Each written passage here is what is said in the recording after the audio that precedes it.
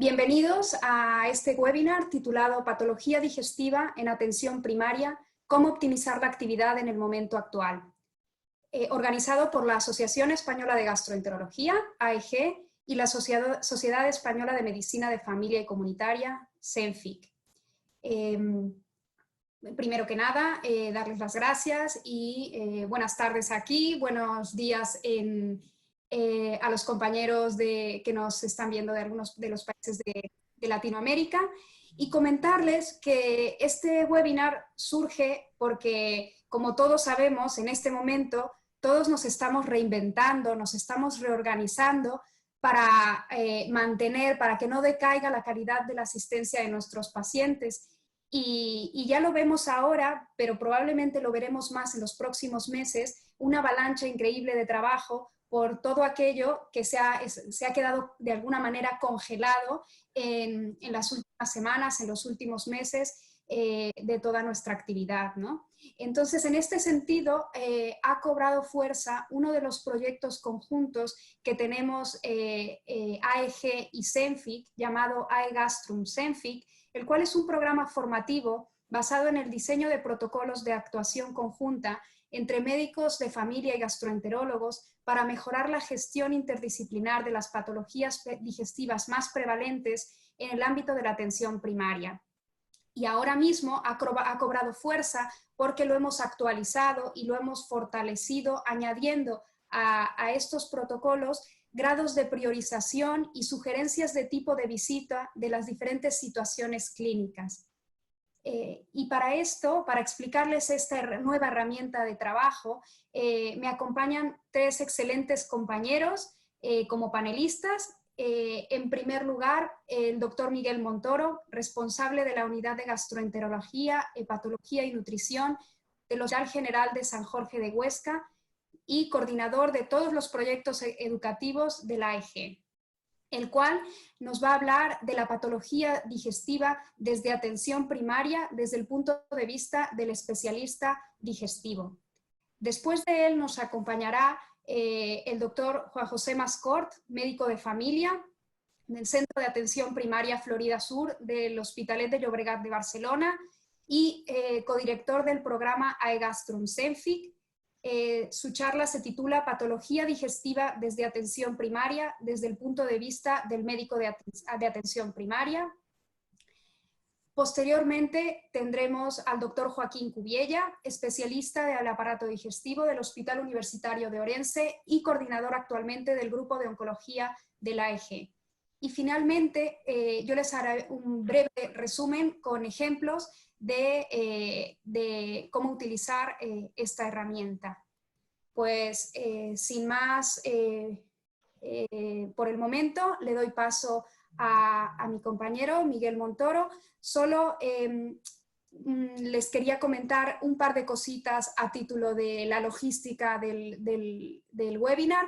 Les invitamos a que a lo largo de todas las presentaciones nos vayáis haciendo preguntas, pero les pedimos que estas preguntas sean por medio de la herramienta abajo, en las herramientas del Zoom, veréis una opción de preguntas y respuestas. Por favor, escribir allí vuestras preguntas, no a través del chat, sino a través de esto, preguntas y respuestas, y nosotros al final de las 4 ponencias haremos unos momentos de discusión de estas preguntas.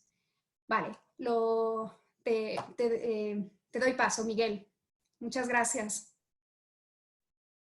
Buenas tardes a nuestros compañeros en España y buenos días a nuestros colegas de América Latina. Estoy encantado de participar en esta exposición, que creo que será muy interesante. Voy a compartir la pantalla para presentarles este PowerPoint, que vamos a intentar que sea breve. De acuerdo. Es cierto que la situación de emergencia sanitaria que estamos viviendo a nivel mundial ha cambiado drásticamente nuestra práctica clínica. Nos hemos vuelto probablemente menos eficientes en las exploraciones, necesitamos tiempos de desinfección más prolongados y nos preocupa mucho evitar el contagio de las personas que nos vienen a visitar y también de los propios profesionales. En España tenemos más de 50.000 contagios entre profesionales sanitarios. Y esto ha hecho que gran parte de nuestras consultas se estén haciendo de forma telemática, no solamente con nuestros pacientes, sino también con los que nos derivan desde atención primaria. Yo pienso que ahora, más que nunca, es necesario un trabajo verdaderamente de equipo entre gastroenterólogos y médicos de familia que sean capaces de protocolizar de forma conjunta todas aquellas patologías altamente prevalentes que son vistas con mucha frecuencia en los centros de salud. Y no en vano ya hace 8 años la AEG y la SENFIC se pusieron a trabajar de forma conjunta para consensuar guías y práctica clínica, como digo, en estas enfermedades altamente prevalentes en el centro de salud y en nuestras consultas ambulatorias. Y fruto de ese trabajo salió el programa AEGastrum SENFIC y me voy a permitir mostrarles cómo se accede a este programa de forma libre y gratuita, en este caso a través de la web de la Asociación Española de Gastroenterología. También se puede entrar desde la web de la Sociedad Española de Medicina Familiar y Comunitaria. Si entramos en la web de la AEG, aquí a la derecha, donde pone toda la docencia en AEG, si entramos aquí, entramos en la escuela virtual de la AEG y aquí en esta flechita donde pone AEGastrum SENFIC, hacemos clic en la pestaña y ya entramos directamente en el conjunto de cursos que integran el AEGastrum SENFIC. Hay que decir, y esto tengo que decirlo bien claro, que este curso no solamente va dirigido a los compañeros médicos de familia, sino también a los propios gastroenterólogos, porque los gastroenterólogos tienen que interiorizar estos lazos de cooperación con la atención primaria. Muchos de ellos van a los centros de salud para dar sesiones clínicas y es muy necesario el consenso. Por tanto, es un curso dirigido a ambas especialidades. Cuando entras en los cursos tienes pues, las patologías más prevalentes que hemos ido consensuando, ¿no? Gas y distensión abdominal funcional, Helicobacter pylori, enfermedad por reflujo, que es una de las patologías que más derivaciones genera, por supuesto la patología anorrectal benigna, la solicitud de colonoscopia ambulatoria, criterios de idoneidad, paciente con dispepsia, por supuesto la diarrea crónica, el estreñimiento funcional, la vigilancia post-pepectomía, como no, la enfermedad inflamatoria intestinal, el síndrome del intestino irritable y el diagnóstico precoz de la enfermedad celíaca que está próximo a hacerse visible, ¿no? Bueno, es muy sencillo. Cuando tú, vamos para atrás, quieres entrar en nuestros cursos, donde aquí pone comenzar, das un clic ahí, te registras y a partir de ahí tienes acceso. Entramos en el monográfico de dispepsia, simplemente a título de ejemplo. Cada uno de estos monográficos está constituido por una serie de unidades didácticas, todas ellas de una alta practicidad.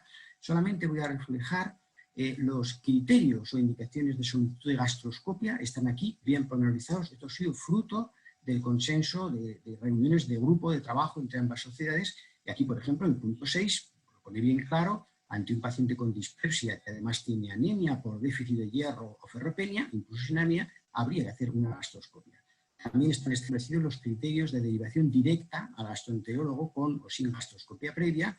Aquí tenemos, por ejemplo, el número 5, dispepsia con criterios de aparente funcionalidad, que no ha respondido al tratamiento de la infección por pylori, si es que está presente, ni tampoco al tratamiento con los IBPs, asociados o no a agentes procinéticos durante 4 o 8 semanas. Por esto, hay una clara indicación de derivación al gastroenterólogo. Un elemento didáctico muy interesante que incorporan estos programas, y que esto fue idea de los compañeros de medicina de familia, son lo que llamamos flujogramas de gestión clínica. Son una imagen gráfica de cómo hay que estratificar las responsabilidades en los diferentes niveles asistenciales. Es decir, qué paciente puede verse en el centro de salud, cuándo hay que derivar y cuándo hay que hacer un manejo conjunto por parte de ambas especialidades. Aquí a la derecha lo vemos bien claro. Tenemos un paciente con dispepsia, tiene menos de 55 años, no toma fármacos gastolesivos y no hay ningún síntoma de alarma. Lo primero que hacemos es testar para el Helicobacter pylori y erradicamos, en el caso de que la infección esté presente. Si no hay respuesta, de acuerdo con lo que nos dicen las guías de práctica clínica más recientes, trataríamos con IBPs y añadiríamos en algunos de los casos procinéticos. Y si no hay respuesta, este es el momento en el que nos planteamos el solicitar una gastroscopia, salvo que la clínica oriente a una patología que asiente en un órgano distinto del estómago, sea el caso del páncreas, por ejemplo, la vesícula biliar. Si no es así, indicaríamos una gastroscopia. Ustedes lo ven claro el recorrido de esta flecha azul nos indica toda la hoja de ruta que puede llevarse a cabo en el manejo del paciente con dispepsia en atención primaria. Y a partir de aquí entraría el gastroenterólogo. Esto es un flujograma de gestión clínica que determina las responsabilidades de los diferentes niveles asistenciales que debemos hacer en el centro de salud, en qué momento debemos derivar, y todo esto lo hemos apoyado, como digo, en consensos entre las dos sociedades. Todos estos monográficos incorporan además una imagen y un comentario.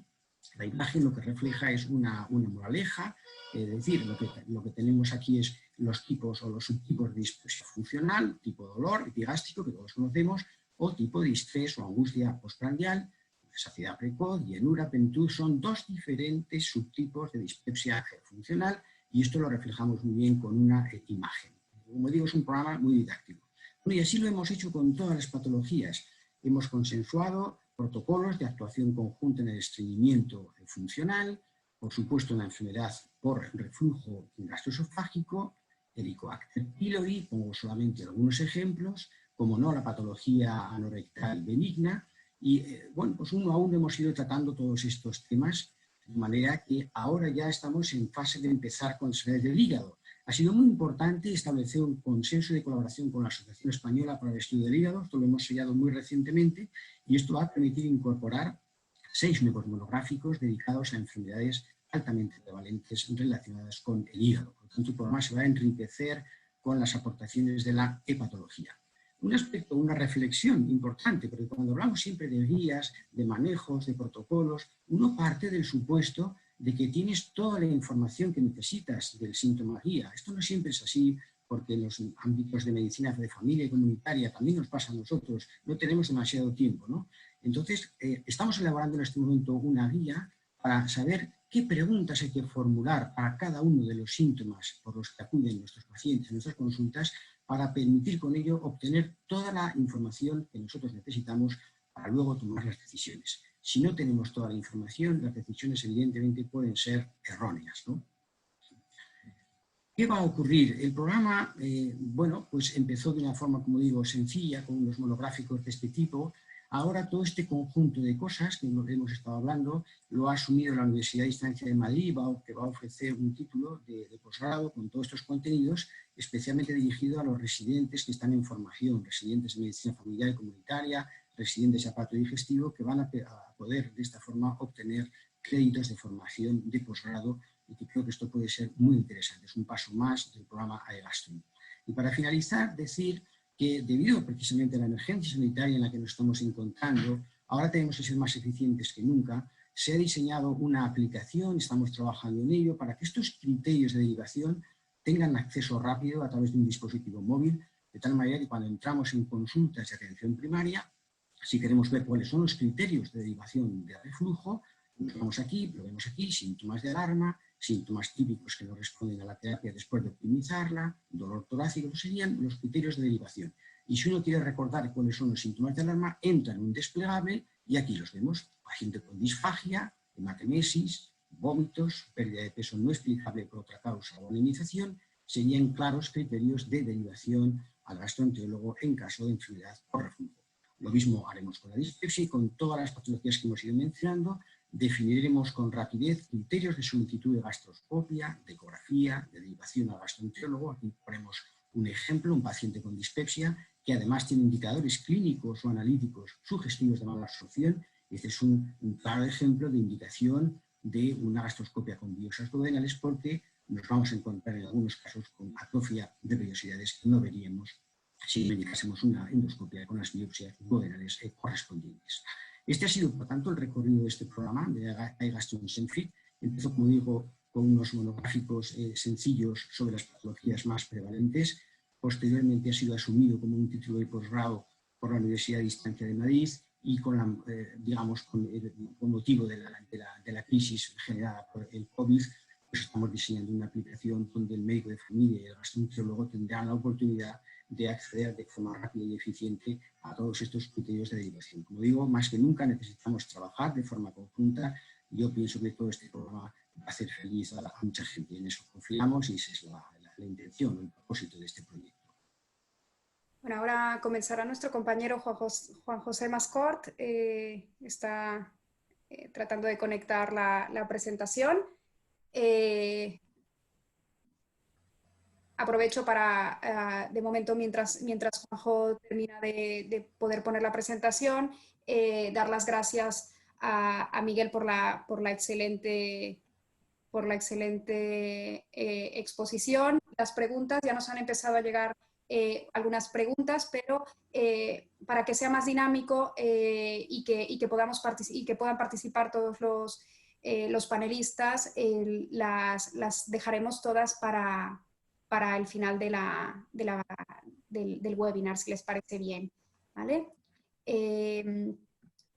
Ahora, mientras el doctor Mascort comienza, les enviaré un link a todos, esto sí, al chat, no a las preguntas y respuestas, sino al chat, que es un vídeo que el doctor Mascort quiere poner al final de la presentación. Entonces, cuando termine su presentación, todos le daremos el link a este vídeo que les enviaré ahora a través del chat compartido. Los envío en este momento. Y cuando tú me digas, Juanjo, yo me callo, ¿vale?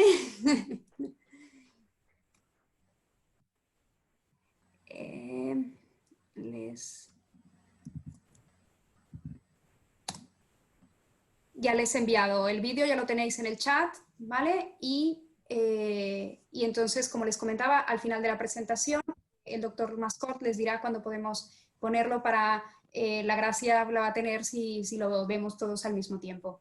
Bueno, sin más, te dejo, Juanjo, ¿vale? ¿Me oís? No sé si me oís. Sí, te oímos, te oímos. Correcto. Vale, perdonad el retraso. Bueno, muchas gracias, Leticia, muchas gracias, Miguel, por la presentación excelente que has hecho del programa Gastrum. Solo agradecer de entrada a la Asociación Española de Gastroenterología la posibilidad de compartir este proyecto y trabajar conjuntamente en un proyecto más, ¿no? Porque, como bien sabéis, ya llevamos tiempo colaborando conjuntamente desde el principio del 2000, elaborando guías de práctica clínica y otras situaciones también, otros elementos formativos, la última de las cuales seguro que conocéis, que es la actualización del diagnóstico y prevención del cáncer colorectal. Dicho esto, solo recordar que hace un par de días se celebró el Día Mundial de la Medicina de Familia, el Día Mundial de nuestra especialidad, y más allá de esta efeméride, yo creo que lo que es importante y nos puede servir para hacer algunas reflexiones que tienen que ver con el papel de la medicina de familia, con el papel de la atención primaria, con nuestras fortalezas, que son muchas y muy potentes, pero también con esas debilidades y amenazas, algunas de las cuales se han visto reflejadas ahora con este impacto que ha tenido la pandemia del COVID. Es cierto que durante estos 3 meses la SENFIC ha elaborado cantidad de documentos y de formación que nos ha ayudado el día a día y a realizar algunas actividades y algunas decisiones realmente difíciles, no solo con pacientes que han sufrido la infección o convalescientes de la misma, sino también aquellas patologías crónicas que necesitaban cuidados en el contexto de la era COVID, ¿no? Que casi podríamos llamarlo así. Pero ahora hay escenarios que nos preocupan, escenarios que algunos ya se han apuntado anteriormente, que es, y después de la fase aguda del COVID, ¿qué viene? ¿No? ¿Qué nos va a venir? ¿Qué escenarios vamos a tener? ¿Qué urgencias vamos a tener que solventar? Y no solo de los pacientes que se han dado de alta, sino también de otros muchos pacientes, ¿no? Que de manera muy gráfica resume Jesús Palacios, miembro del grupo de trabajo de seguridad del paciente de SENFIC, y queda muy bien reflejado en esta imagen, ¿no? ¿Cuáles son las oleadas que nos van a venir? Aquellas altas hospitalarias, aquellos pacientes críticos que no han podido ser tratados, la atención demorada, eso ya que volver a empezar de nuestra actividad. Y está claro que en este sentido hay que reorganizar la atención para hacer frente a esta situación excepcional. Y para ello no hay otra manera de hacerlo que contar con la potencia de la atención primaria, ¿no? Está claro que la pandemia ha generado cambios organizativos, así lo reflejaba el presidente de SENFIC y la secretaria de la sociedad en una editorial reciente en la revista de atención primaria. La pandemia también ha generado cambios organizativos en nuestro ámbito asistencial.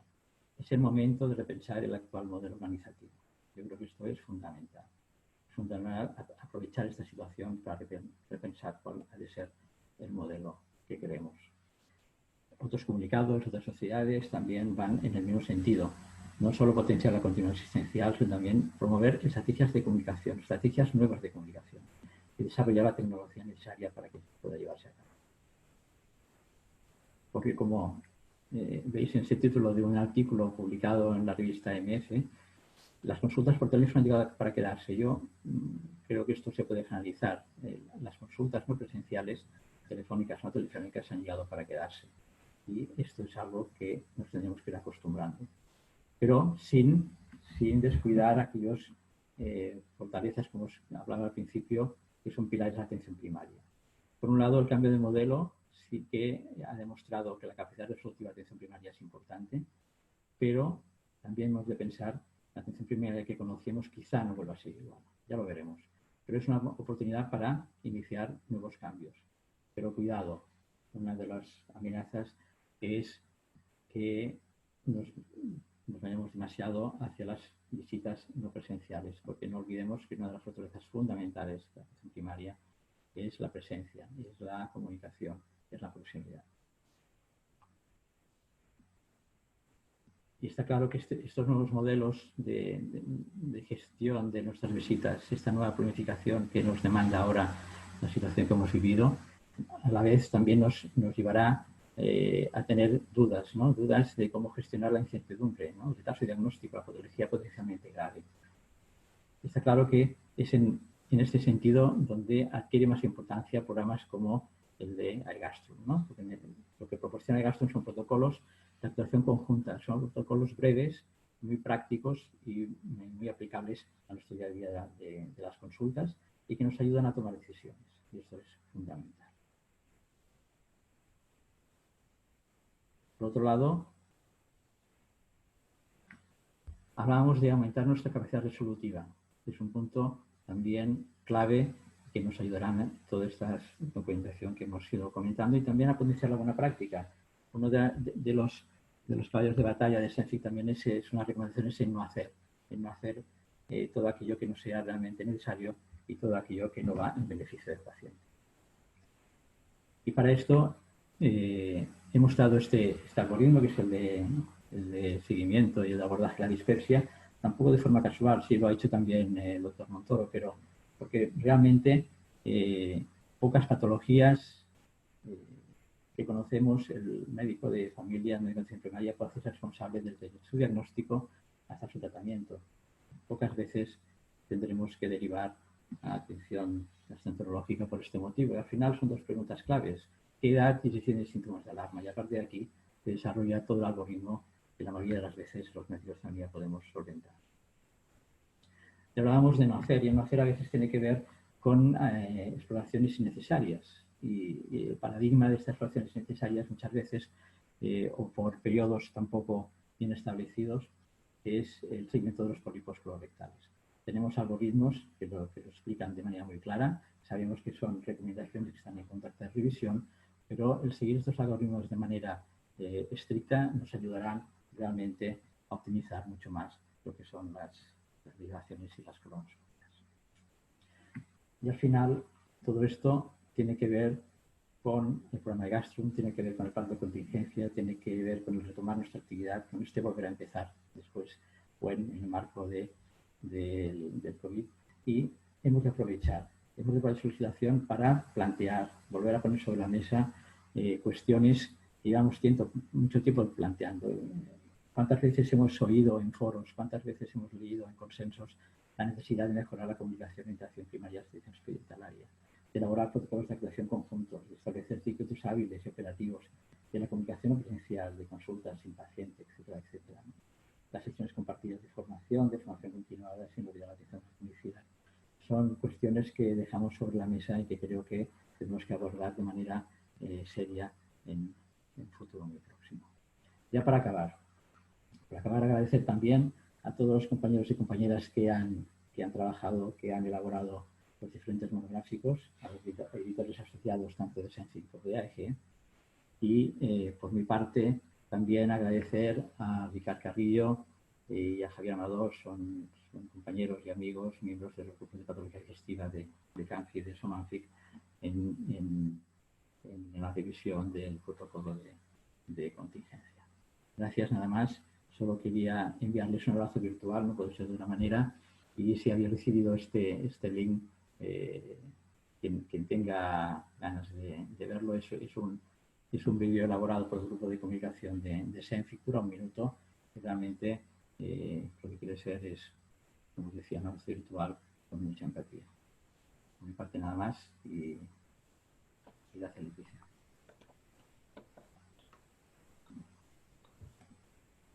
Buenas tardes, buenos días a todos. Mi nombre es Joaquín Cubiella. Soy, como comentó antes Leticia Moreira, soy especialista de aparato digestivo del Hospital Universitario de Ourense. Y quiero agradecer tanto a AEG como a SENFIC la posibilidad de contar nuestra experiencia, una experiencia que es clínica sobre todo y organizativa, y con la cual llevamos bastante tiempo y que curiosamente en este momento cobra, el darla a conocer cobra ese caso más importancia. Si no tengo problemas, vamos a ver, perfecto. Todos conocemos más o menos cuál es la idea de cómo están organizados los sistemas, sistemas sanitarios públicos. Por esto, nuestro sistema está bastante, muy similar al sistema inglés, en la que la atención primaria es la base, pero también actúa como un gatekeeper, como un controlador para evitar la derivación a los niveles que siempre se han dicho de atención especializada o atención hospitalaria, donde se acumulan los recursos técnicos, donde se produce la mayor cantidad de gasto. Claro, la patología digestiva es muy frecuente, hasta el 10% de las consultas en atención primaria son derivadas de síntomas o patología digestiva. Y un médico de atención primaria debería, o hipotéticamente podría plantearse derivar a atención especializada, pues por las razones que aquí expongo, para consultar sobre diagnósticos o tratamientos, porque no tiene un procedimiento disponible en atención primaria, o para solicitar una segunda opinión. En la patología digestiva, como todos bien saben, hay dos formatos. Uno, aquella patología funcional y crónica que se beneficia relativamente de derivaciones a consultas de atención hospitalaria, y al mismo tiempo existen enfermedades graves que sí que se benefician de esa derivación. Cómo detectar unas y evitar que se consuman recursos con otros, quizás es la clave de todo esto. Un ejemplo es el diagnóstico de cáncer de colon. Esto es lo hemos traído de la guía de práctica clínica que ha comentado previamente Juanjo, en la que se puede ver los intervalos, las demoras atribuidas tanto al paciente como al sistema sanitario. Y evidentemente, en ese formato que hemos comentado previamente, el paciente consulta primero con el médico de atención primaria, es posible que le pida alguna prueba disponible de atención primaria, después lo derivaría a un especialista de aparato digestivo, un cirujano, un internista, el cual solicitaría una colonoscopia, y entre una cosa y otra podemos tardar de una media que no una mediana de 66 días en llegar al diagnóstico. Hace ya mucho tiempo, y me ha sido muy grato volver a recuperar estas diapositivas que ya son antiguas, más o menos en el 2006 nos coordinamos, miembros de la dirección de nuestro centro, compañeros de atención primaria y compañeros de nuestro servicio en aquel entonces, y la verdad es que parecemos bastante más jóvenes de lo que somos ahora, para utilizar el material disponible de las guías de práctica clínica de AEG y SENFIC e implementarlas en nuestro ámbito, implementarlas de una forma consensuada entre todos, generando protocolos, tanto de diagnóstico y tratamiento, y generando un instrumento que nos pareció muy válido en ese momento y que lo hemos ido manteniendo, que es la creación de hojas de petición de acceso a pruebas de endoscopia, estructuradas basadas en ítems, puesto que creo que es el formato más objetivable y que permite acceder en las mismas condiciones a todo el mundo. Y esto lo hicimos ya hace más de una década. Empezamos en octubre de 2006, más o menos para abril de 2009 habíamos implementado todas las guías de práctica clínica. Así pero nos pareció interesante e importante no solo implementarla, sino evaluar resultados, y esto es lo que seguimos haciendo en este momento. Y cuando evaluamos, por ejemplo, el rendimiento diagnóstico de las colonoscopias solicitadas desde atención primaria comparadas con las pedidas por digestólogos, lo que encontramos y que ya nos pareció muy llamativo y no supimos entender, y ahora lo entendemos perfectamente, es que la única diferencia es que cuando las colonoscopias las pedían nosotros los especialistas de aparato digestivo, significativamente encontrábamos más patología hemorroidal que cuando los pedían los compañeros de atención primaria. Posteriormente decidimos que la estrategia para acceder a pruebas tenía que tener dos variables claras. Una, el valor predictivo positivo para detectar sobre todo cáncer gastrointestinal y otras lesiones que pueden beneficiarse de tratamiento, y las demoras. Y en este sentido volvimos a establecer, basándonos en los ítems, tanto el acceso a pruebas digestivas altas como a la colonoscopia con diversas demoras, y de forma común para todos los especialistas, tanto atención primaria como atención hospitalaria.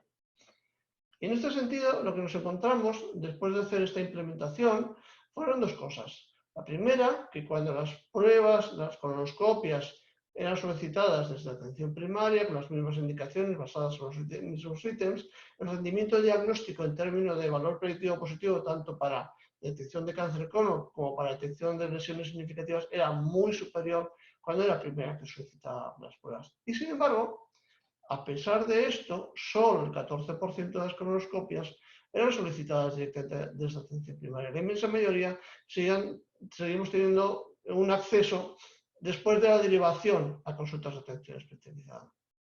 No solo esto, sino que probablemente como un efecto colateral, y que en su momento no nos explicamos, pero que probablemente tenga que ver con la compartimentalización del cuidado de los pacientes, cuando se utiliza sobre todo la atención hospitalaria, en vez de centrar lo que es el cuidado del paciente en la atención primaria, nos encontramos que los pacientes con un cáncer de colon que se diagnosticaban directamente en esa atención primaria, con pruebas solicitadas sin pasar a través de las consultas de atención especializada, tenían mayor supervivencia, independientemente de la edad o el estadio, que eran los otros factores, y no tenía relación con la demora hasta el diagnóstico.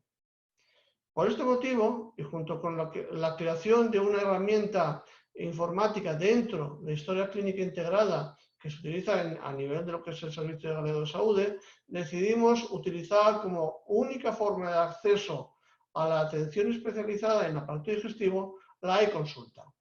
No con un ámbito y un interés restrictivo, sino que lo que pretendíamos entre todo es utilizarla para potenciar la toma de decisiones de atención primaria, reducir los pasos intermedios, facilitar el acceso a las pruebas directamente desde atención primaria. La utilizamos sobre todo no solamente como consejos, sino también como un ámbito formativo para potenciar y recordar los protocolos que existían, y restringíamos el acceso a la consulta presencial en atención en nuestro servicio solo a aquellos pacientes complejos o en aquellas consultas específicas como podría ser un diagnóstico de un cáncer de colon o situaciones de alto riesgo o un diagnóstico de enfermedad inflamatoria intestinal. Asimismo, decidimos que íbamos a utilizar la e-consulta para dar recomendaciones de seguimiento o revisar aquellos resultados histológicos que quedaban pendientes después de realizar una prueba digestiva. Entonces, aquí les quiero mostrar, por ejemplo, un ejemplo de una consulta. Nosotros, como pueden ver en esta parte de la columna, nuestro acceso es conjunto, tanto para, como pueden ver, cribado para lo que son los recursos de salud pública, atención primaria y finalmente atención hospitalaria. Es decir, todo esto lo estamos compartiendo al mismo tiempo, y cuando un compañero hace una consulta y nos pregunta, nosotros intentamos darle todo el acceso posible y justificar todas nuestras tomas de decisiones y facilitar y potenciar el uso independiente de lo que tenemos actualmente. Y esto lo hemos empezado también a evaluar, y aquí les enseño datos que hemos obtenido recientemente. Hemos hecho por ahora dos cosas. Uno, saber, porque se nos pide una e-consulta, saber qué resultado, qué le recomendamos, qué hacemos los especialistas, cómo respondemos y finalmente cuál es el efecto que tiene sobre el tratamiento. Y como pueden ver, la mayor parte de las e-consultas son debidas a los procesos de evaluación diagnóstica. Hasta el 72% de la motivación está en relación con la evaluación diagnóstica y un 68% de nuestras respuestas también están relacionadas con las recomendaciones diagnósticas. La actitud, los tratamientos, condicionan el 19% y el 20% tanto de las solicitudes como de las respuestas. Y los compañeros de atención primaria y de medicina familiar solicitan una revisión en un 21% y nosotros respondemos en un 41%, o bien como una derivación, o bien, y sobre todo, unas recomendaciones de revisión en un futuro. En cuanto al efecto de nuestras recomendaciones en el diagnóstico y el tratamiento real del paciente, pueden ver que la mayor parte de las recomendaciones que hacemos respecto a la realización de una analítica, pruebas endoscópicas o técnicas complementarias de imagen se cumplen. No así, y esto es un defecto que hemos detectado y que tenemos que ir solucionando en cuanto a lo que es el tratamiento, puesto que aquí solo se cumple el 50% aproximadamente de las recomendaciones que hacemos. Estamos pendientes de pasar una encuesta de satisfacción a los pacientes a los cuales se les será evaluada a través de consulta, pero ya tenemos los datos y los resultados de lo que es la satisfacción de los médicos de atención primaria respecto a la consulta. Y como pueden ver, la satisfacción en una escala Likert de entre 1 y 5 está en torno a 4. La satisfacción global está en torno a 4 y hay puntos que son muy apreciados, como puede ser la facilidad de la solicitud, los tiempos de espera y en menor medida lo que es la derivación de los pacientes. Todo esto nos ha ido llevando a un cambio de esquema respecto al previo. Creo que los especialistas de aparato digestivo en nuestra intención deben estar como apoyo, como consultores de los compañeros de atención primaria. Los compañeros de atención primaria tienen que tener acceso a tratamientos, recomendaciones, apoyos complementarios y a las consultas temáticas o monográficas de digestivo que estén disponibles. Todo, obviamente, en base a la existencia de protocolos y procedimientos comunes, consensuados entre todas las partes y con el apoyo de las direcciones. Esto es en definitiva lo que es nuestra experiencia y también me gustaría resaltar finalmente que lo que no comentamos en todo esto es el punto de vista de los pacientes, porque probablemente, y esa es la experiencia que estamos teniendo en este momento, para ciertas cosas que son muy burocráticas, el poder acceder a los pacientes por vías telemáticas le facilita muchos gastos que muchas veces no tenemos en cuenta. Nada más por mi parte. Muchas gracias.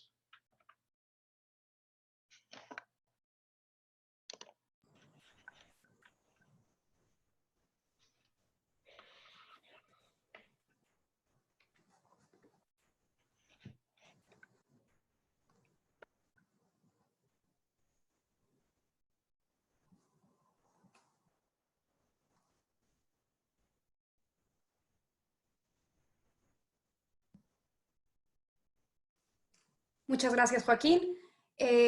Bueno, pues a mí me toca la última parte, que a través de unos casos clínicos vamos a ir ejemplificando cómo utilizar esta herramienta de la que les vamos hablando a lo largo de todo el webinar, ¿no? Esta herramienta aegastrum reforzada con estas priorizaciones y con estas sugerencias de tipo de visita. Un poco para que os hagáis una idea, nosotros dentro de los protocolos ya realizados de cada patología dentro de aegastrum, lo que hemos hecho es dividir la priorización de cada situación específica en una patología en algo urgente, que básicamente es ese paciente tiene que ir a urgencias y punto, ¿no? Algo prioritario, pues pacientes que tienen algún síntoma de alarma, que esto es que se tiene pacientes que se requieren visitar en un rango menor a un mes. Después, ciertas situaciones que les hemos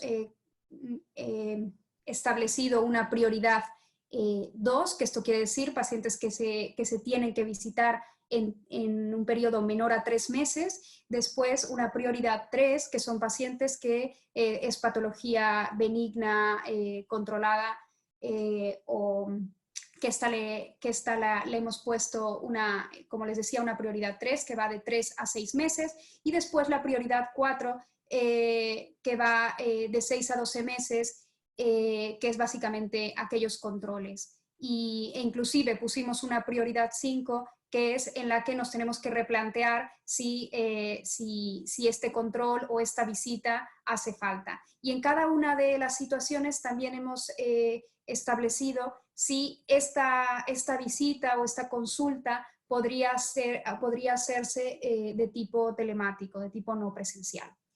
Entonces, sabemos que esta herramienta es una herramienta para orientar en la reorganización de nuestra actividad asistencial, pero también somos conscientes que nuestras realidades son muy diversas y que estas sugerencias que nosotros hacemos se han de adecuar a las condiciones y a la infraestructura de cada entorno, ¿no? Pero con el fin último de establecer una sinergia entre la atención primaria y la especialidad de digestivo en este caso, para que nuestra relación sea más dinámica y fluida y esto se pueda reflejar en una mejor actividad asistencial. Pues para ejemplificar, les comentaré 5 ejemplos brevemente fáciles muy comunes en nuestra práctica, en nuestro día a día, ¿no? 3 de ellos son de un mismo tipo de patología, para que veáis que una misma patología se puede orientar o se puede acceder de diferentes maneras, que es el manejo de los pólipos colorectales, con los que vamos a empezar. El primer paciente es un paciente de 50 años que su médico de familia le realiza una colonoscopia por un cambio en el ritmo deposicional y rectorragia. En esta se realiza la colonoscopia, esta es completa, hasta ciego, con un grado de limpieza correcto y se objetivan 3 pólipos menores de 10 milímetros, uno en colon transverso, uno en ciego y el mayor en el recto. Se realiza la polipectomía, se ponen los 3 pólipos en frascos diferentes y se envían para analizar a anatomía patológica. El resultado, estamos hablando de adenomas tubulares con displasia de bajo grado. Entonces, esta situación realmente nosotros, como especialistas de digestivo, nos representa muy poco porcentaje de nuestras derivaciones, ya que nuestros compañeros de atención primaria están bastante familiarizados con el manejo de los pólipos y habitualmente no nos derivan estos pacientes. Pero si da la situación de que o bien por el paciente o bien porque el médico de familia tiene una específica duda, ¿no? Y nos lo deriva, la manera en la que creemos que debemos de orientar esto es de la siguiente manera. Específicamente en este caso, pues, estamos hablando de un paciente, perdonad, de un paciente que tiene más de 3 pólipos entonces la recomendación es a los 3 años. Entonces, este paciente, en la hoja de derivación que nos hizo su médico de familia, nos comentaba que el estreñimiento después de unas medidas higiénico-dietéticas se había normalizado, con lo cual actualmente es un paciente asintomático que lo que requiere es una recomendación de una vigilancia post-polipectomía. Entonces, realmente a este paciente no requiere una visita presencial con el especialista y lo que recomendamos es hacer una nota, una recomendación en la historia compartida del paciente que le llegue directamente a su médico de atención primaria para que quede una constancia de que a los 3 años recomendamos hacer una nueva prueba. El segundo paciente es un paciente de 52 años, el cual se le realiza una colonoscopia por un cuadro de anemia y en este se encuentra un pólipo pediculado de 1 centímetro que se quita en bloque y que la anatomía patológica nos habla de un adenoma tubulovelloso con focos microscópicos de carcinoma. Estamos hablando de un carcinoma intramucoso con una base de implantación sin cambios displásicos. Ante un cuadro un cáncer sobre un pólipo, entonces el médico de familia nos comenta, nos hace una derivación para que valoremos este paciente y nos revisamos el caso, vemos que estamos hablando de un carcinoma intramucoso. Esto quiere decir que las células tumorales están en la mucosa, que no han traspasado a la submucosa, por lo cual este tumor no tiene capacidad invasiva y se considera que la polipectomía es el tratamiento definitivo. ¿Vale? Sin embargo, específicamente en este paciente, ya que la anatomía patológica le puede generar un poco de, digamos, de inquietud, aunque el paciente ahora esté asintomático, esto esté resuelto y nuestra valoración sea de hacer un control endoscópico de aquí a 3 años como si fuera un pólipo con displasia de alto grado, un adenoma avanzado. En este caso, por ejemplo, podríamos recomendar hacer una visita telefónica para aclarar las dudas, explicarle bien al paciente en qué consiste el hallazgo, que esto está curado, y la recomendación que hacemos. Y obviamente, otra vez, todo esto que quede reflejado en la historia compartida para que el médico de familia tenga constancia de que se lo hemos explicado al paciente y de nuestra recomendación.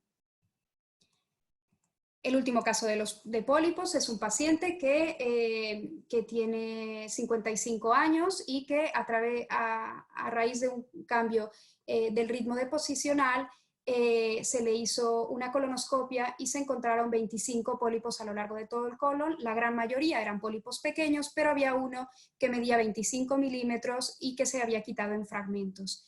Se enviaron a analizar, se quitaron los 25, se enviaron a analizar y hablábamos de adenomas tubulares con displasia de bajo grado. También el médico de familia, en este caso, ante un paciente con más de 10 pólipos, 10 adenomas, nos hace una derivación y en este caso nosotros lo que recomendamos es una visita presencial por dos razones. Una, el pólipo se ha quitado en fragmentos, con lo cual hay que hacer una colonoscopia al cabo de un tiempo para valorar resección completa y sobre todo para descartar un síndrome hereditario. Estamos hablando principalmente de una poliposis adenomatosa familiar, dado que el paciente ha tenido más de 20 pólipos.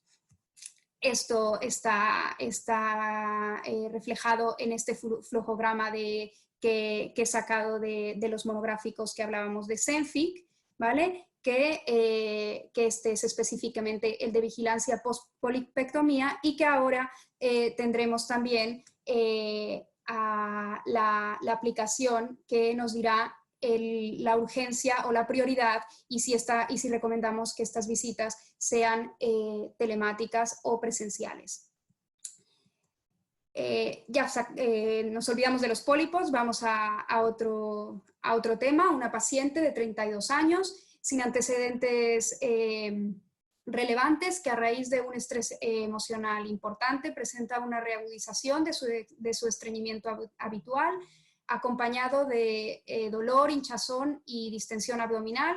De hecho, le dice a su médico de familia que tiene 1 o máximo 2 deposiciones a la semana, habitualmente precedidas de dolor, que alivia parcialmente tras la defecación y que se queda con una sensación de evacuación incompleta.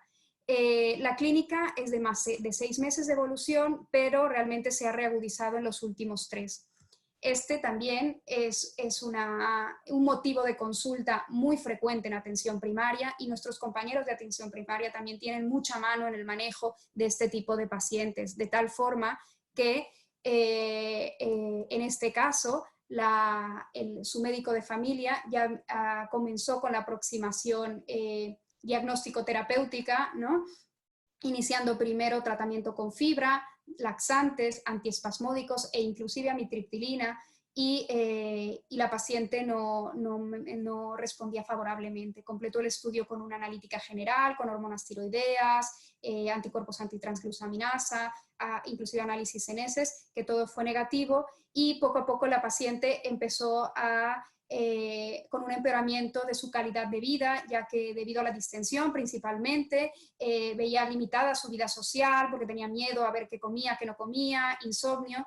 En ese momento, dada el fracaso de los tratamientos habituales, su médico de familia nos hace una interconsulta con el diagnóstico de síndrome de intestino irritable de subtipo estreñimiento refractaria a tratamientos establecidos. Entonces, en este caso, si bien esta es una patología que no es grave en el sentido de que no le va a condicionar, no es grave desde el punto de vista vital, sí que es grave en el punto de vista de calidad de vida, ¿no? Y en este caso nosotros recomendamos una primera visita presencial, es verdad, no urgente, pero presencial, porque como todos sabéis, la patología funcional requiere una estrecha relación o una muy buena relación médico-paciente, ¿no? Entonces, en esta primera visita tenemos el objetivo de crear este link entre el paciente y el especialista. Aprovechamos para detallar, hablar detalladamente de la patología para que la paciente entienda qué es el colon irritable y aprenda a vivir con ello. Se refuerzan las medidas higiénico-dietéticas y en este caso en particular empezamos linaclotida por el tema del estreñimiento. Posterior a esto, los controles pueden ser perfectamente vía telefónica si ya tenemos una buena relación con el paciente. Esto también queda reflejado en el protocolo específico de síndrome de intestino irritable y posteriormente estará reflejado en la aplicación que les veníamos hablando con las priorizaciones y tipo de visita. Y finalmente, una mujer de 53 años, fumadora, con consumo de alcohol esporádico, sin antecedentes patológicos relevantes, ni sin tratamiento habitual, sin antecedentes familiares de interés, que consulta a su médico de familia por un cuadro de 3 meses de evolución de cambio del ritmo deposicional, básicamente hasta 5 deposiciones diarias al día, de consistencia acuosa, con urgencia y en ocasiones con incontinencia defecatoria, un poquito de disconfort abdominal, pero sin síndrome tóxico y sin nocturnidad.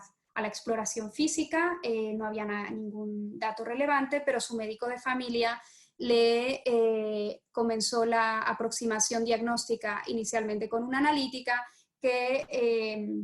en la cual no se objetivó ninguna alteración, no había anemia, no había parámetros de reactantes de fase aguda, la sangre oculta en heces era negativa, pero dada la edad de presentación de la clínica, mayor de 50 años, le completó el estudio con una colonoscopia, la cual macroscópicamente fue normal, pero dado que el motivo de consulta o de solicitud de esa prueba era diarrea, se tomaron biopsias escalonadas sobre mucosa macroscópicamente normal. Y estas biopsias fueron compatibles con colitis linfocítica, la cual se define como más de 20 linfocitos por 100 células epiteliales, y ante este hallazgo el médico de cabecera también nos consulta. Y a la hora de consultarnos también nos comenta que la paciente cada vez está más sintomática, con mucho más diarrea, es más frecuente la incontinencia. Entonces, en este contexto, de cara a darle una respuesta rápida a la paciente, es verdad, otra vez no es una patología grave, pero que le condiciona, entonces valoramos telemáticamente la derivación para iniciar de entrada un tratamiento con budesonida, en este caso 9 miligramos al día durante 8 semanas, y posteriormente ya se puede programar una visita con calma, digamos, presencial o bien telefónica para evaluar la respuesta y la conveniencia de inicio y retirada del tratamiento. Así, esto también está en el protocolo específico de diarrea en este caso, y así como podéis ver hay diferentes herramientas que podemos utilizar consultoría, telefónica con el paciente, telefónica con el médico, presencial, mixta de presencial primero y después telefónica, o telefónica primero y después presencial. Todo esto con la finalidad de fortalecer los puentes, de hacer más sólidos los puentes de comunicación entre los facultativos, médico de familia, atención primaria, y que no se sienta desprotegido el paciente, de cara también a priorizar o dar entrada fácil, entre comillas, a aquel paciente que tenga una patología grave o potencialmente grave, y potenciar a que la patología benigna, bien controlada, cada vez sea más no presencial. Bueno, pues con esto yo acabo. Antes de pasar a activar, que todos los panelistas nos pongamos en audio y vídeo para responder a preguntas. Aprovecho, ya que estamos los cuatro, de agradecerles, ¿no? Su magnífica participación, y comenzaré a leer algunas de las preguntas que se pusieron en el chat, ¿vale? Una primera pregunta, la primera de todas es, te la voy a dirigir a ti, Miguel, si te parece bien, es: ¿cuándo estará disponible la aplicación o sea, la app de los Aegastrum? Miguel. Sí, en este momento en realidad es un plan de contingencia para el día de después, ¿no? Después de todo lo que nos ha sucedido, ¿no? Entonces yo estimo que en aproximadamente un mes podremos disponer de la aplicación y podremos ofrecerla a través de nuestros mismos editores de comunicación. Vale. Otra pregunta es: ¿qué nuevos títulos de Aegastrum tenemos en mente?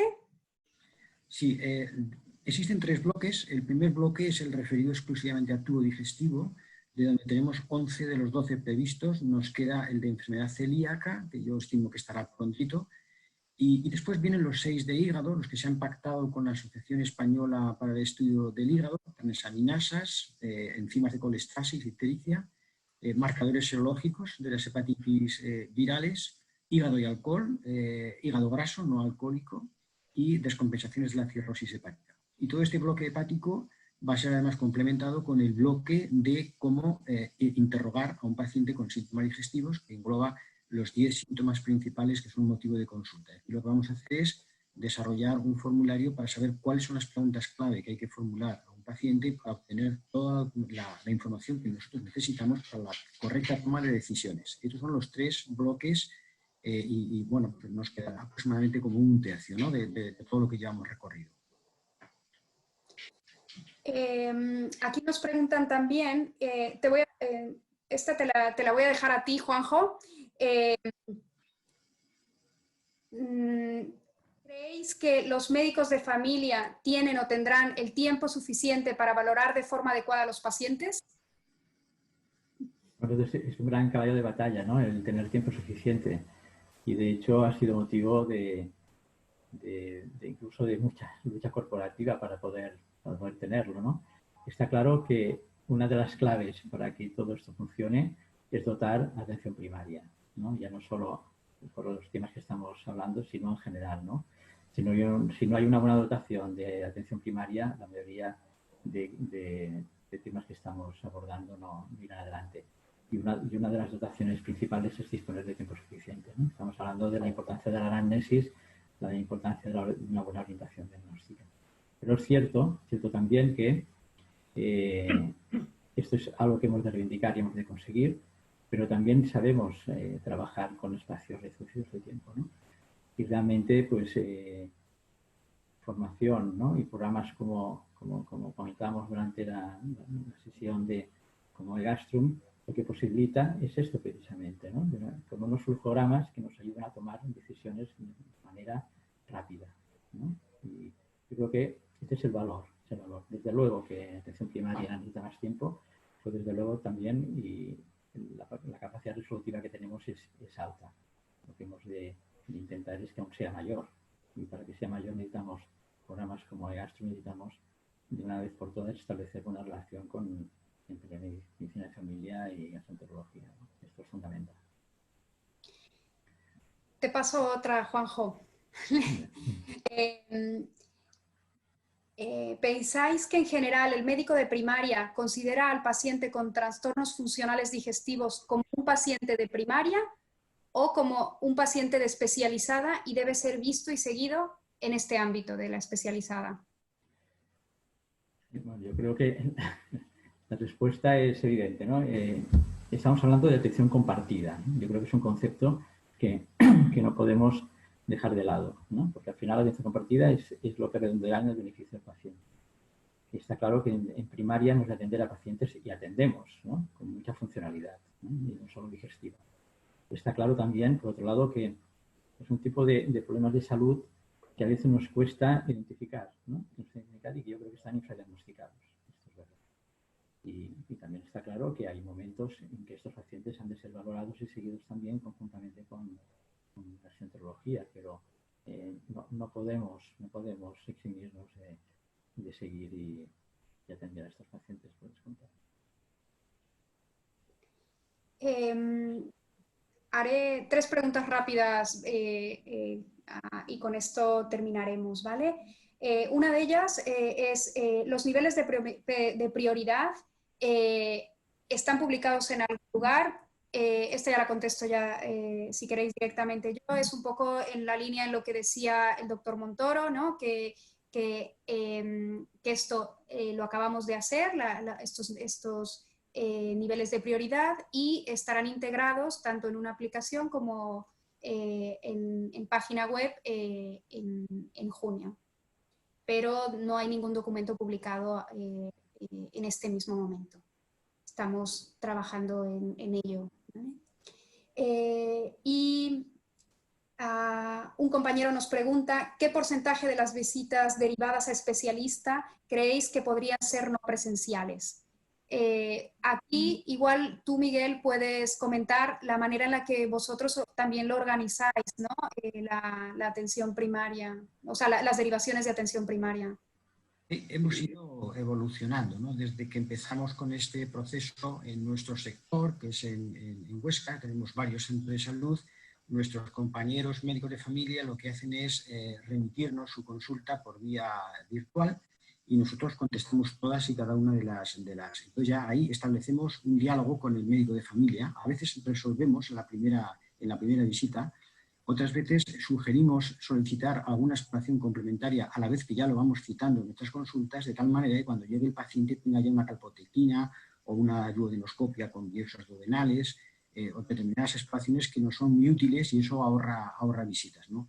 Este es un proceso evidentemente muy dinámico. En otros hospitales muy cercanos, por ejemplo en Zaragoza, se está iniciando un proceso de empezar a llamar a los pacientes, de tal manera que cuando la información que tú recibes del médico de atención primaria en relación al paciente entiendes que debería ser completada, existe ya la opción de llamar al propio paciente para hacer una anamnesis telemática, completar la información y luego tomar decisiones, ¿no? Hoy en día es difícil saber, decir un porcentaje de pacientes que podrían ser atendidos telemáticamente. Creo que para contestar correctamente a esta pregunta habría que hacer un estudio prospectivo y además tendría que ser un diseño elegante donde también se contase con la opinión, con la satisfacción, con el nivel de satisfacción del propio médico de familia y del paciente, ¿no? Y solamente con un diseño de estas características podríamos responder claramente a esta pregunta. Yo creo que hoy por hoy es temprano, estamos en los inicios, ¿no?, de estas consultas telemáticas. Pero, por ejemplo, tú, Joaquín, de la cantidad de pacientes, de las derivaciones, todo lo que va esto con tu aplicación esta de e-consulta, con la plataforma esta, más o menos, ¿qué porcentaje se quedan en no presencial? ¿Lo tenéis más o menos? La inmensa mayoría. De hecho, derivamos en torno entre el 20 y el 30% a presencial.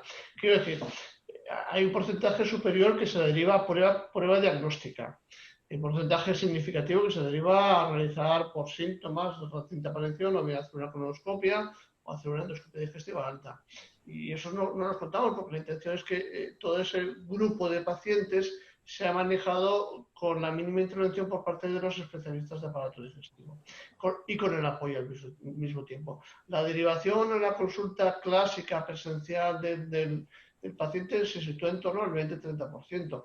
Pero no solamente es eso, sino que, como comentaba ahora Miguel, vehiculamos al sitio, a la consulta, al especialista que maneja específicamente ese tema. Como le ha comentado, cuando hay una sospecha de una enfermedad celíaca, no lo va a ver un generalista, sino que nos vamos a intentar derivarlo a la persona que lleva enfermedad celíaca. Cuando se diagnostica una hepatitis C en atención primaria, no va a ir directamente a la consulta de patología. Y no solamente eso, sino que en el recorrido intermedio vamos a solicitar las pruebas necesarias para que ese especialista haga una evaluación completa en un primer acto. En eso, quiero decir, ganamos mucho, ganamos mucho. Y ya lo digo, nunca se tiene la intención de bloquear, sino que la intención es facilitar y mejorar el cuidado de los pacientes con el menor uso de recursos. Y, si me permites, por ejemplo, Leticia, Juanjo, en cuanto a tu percepción, ¿crees que sería más dinámico o que sería, o que sería mejor, esto lo hago en base a una pregunta que nos han hecho, que el especialista digestivo se desplace al centro de salud o crees que esto no influye y que puede estar localizado a nivel hospitalario? es que yo creo, esto es una opinión personal, y también en base a la experiencia del centro de trabajo, ¿no? Yo creo que no son excluyentes, ¿no? Es decir, yo creo que lo que hay que hacer es organizar modelos de manera conjunta, ¿no? Donde tanto médicos de familia como gastroenterólogos establezcan cuál es el tipo de relación. Pero el hecho de que haya unas visitas no presenciales o interconsultas telemáticas no ha de evitar, porque puede ser realmente muy práctico, que con la periodicidad que se establezca, esto dependerá de cada realidad, el gastroenterólogo pueda también acceder a los centros de salud, porque realmente esta proximidad nos ayuda a nosotros a tomar también decisiones, ¿no? Y no solo por un tema básicamente asistencial, también por aspectos formativos, ¿no?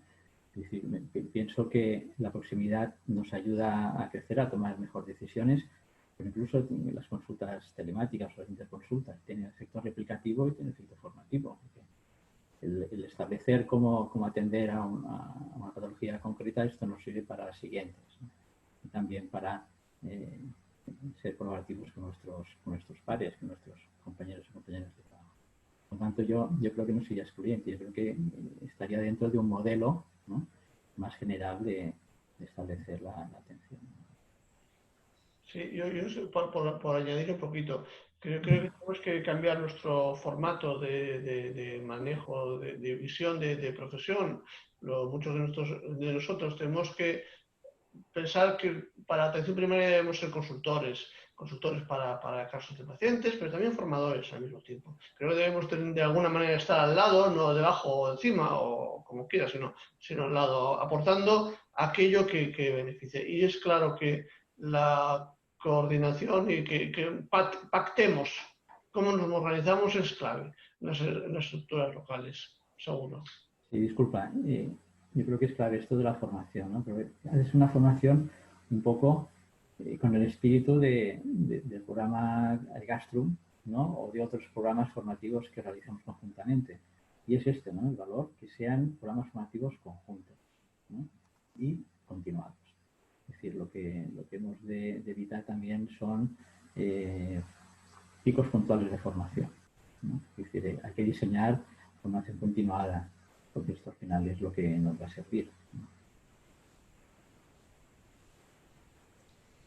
Y por último, para cerrar, comentar el punto de vista del paciente, ¿no? Que creo que es muy importante. Mi percepción, a ver qué opináis vosotros, ¿no? Pero mi percepción es que si el paciente se le mantiene, o sea, se le transmite que sigue estando bien atendido, aunque no lo estemos viendo, insisto, también hay que seleccionar ciertas patologías, seleccionar tipo de paciente, ¿no? Pero yo creo que un porcentaje importante de pacientes inclusive lo agradecen, ¿no? Un porcentaje de pacientes jóvenes, pues si tú les llamas por teléfono, le das la continuidad, es un día de trabajo que no se tienen que pedir, ¿no?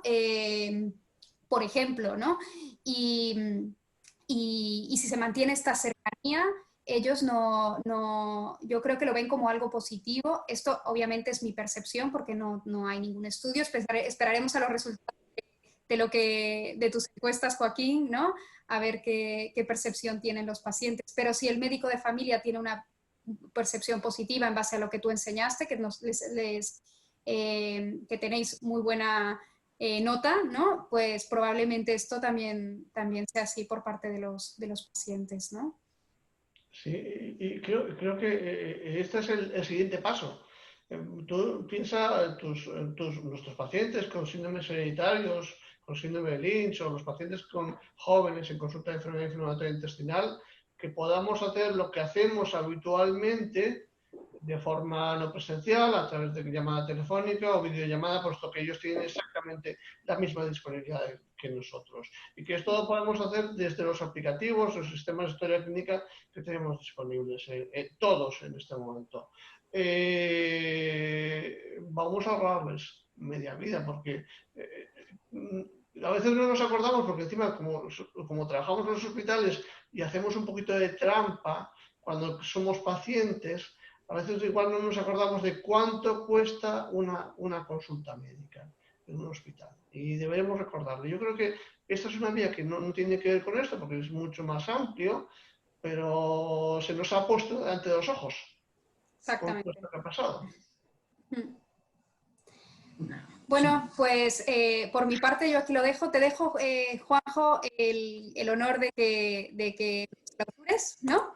Y les doy las gracias a los ponentes y muchas gracias a todos los participantes, tanto de este lado como del otro lado del Atlántico.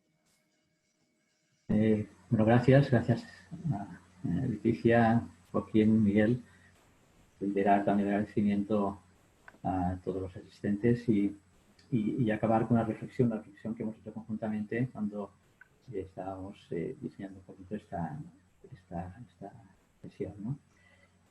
Y está claro que más que nunca es el momento de establecer protocolos de actuación conjunta, ¿no? Entre gastroenterología y médicos de familia, con el objetivo sobre todo, claro además, de disminuir en lo posible la variabilidad en la práctica clínica, ¿no? Porque esto redundará en el beneficio de nuestros pacientes y mejorar, por descontado, nuestra eficiencia en tiempos tan difíciles como son los de la era COVID que nos ha tocado vivir, ¿no? Hemos de repensar los modelos, hemos de repensar las maneras de relacionarnos con estrategias colaborativas y está claro, y sí que me gustaría finalizar con la reflexión que hacía en su momento. Se van a potenciar mucho las visitas no presenciales, pero alerta, la atención primaria es fundamental, como os decía, la posibilidad, la comunicación y la presencia, ¿no? No nos olvidemos de esto. Gracias a todos. Gracias. Una cosita, aquellas preguntas que no contestamos, las contestaremos individualmente, ¿vale? No os quedaréis sin respuesta. Muy bien. Muy bien. Adiós. Gracias.